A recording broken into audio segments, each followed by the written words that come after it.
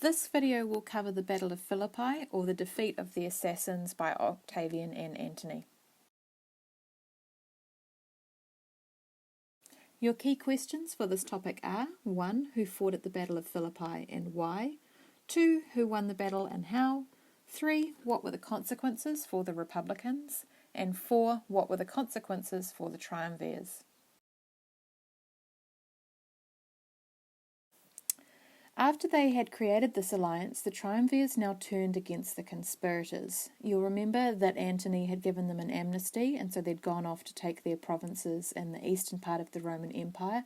So Brutus was in Macedonia in northern Greece, and Cassius was in Syria. They came together in Greece and had a combined force of 19 legions.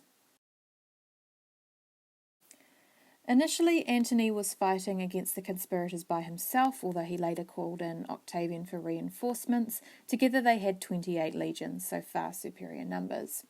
Octavian, as often happens, was very ill throughout, and so he wasn't able to fight in a number of key battles, but his good friend Marcus Vipsanius Agrippa led on his behalf.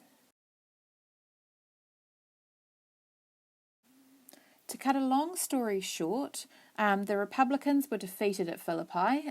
There were effectively two separate battles, but the result of both of them was that Brutus and Cassius committed suicide, and a large amount of the success of the Triumvirs was because of Antony's military leadership, and you'll remember Octavian wasn't even really there.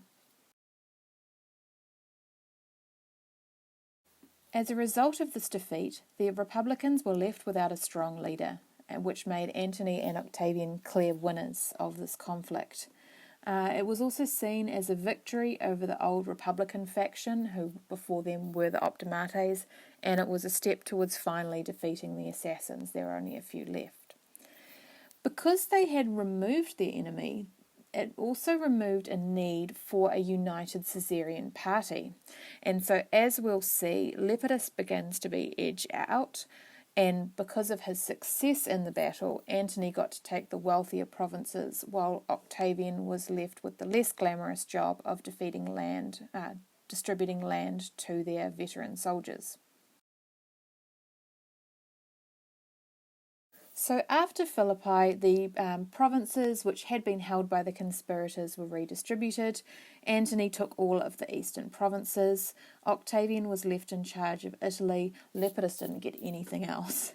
And so Octavian returned to the west, and he began resettling the veterans, so giving land to those former soldiers who were no longer needed in their armies.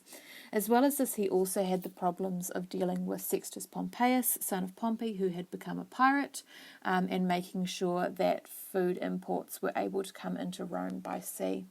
While he was doing this, Antony's job was to raise funds and re-establish order in the wealthy eastern provinces.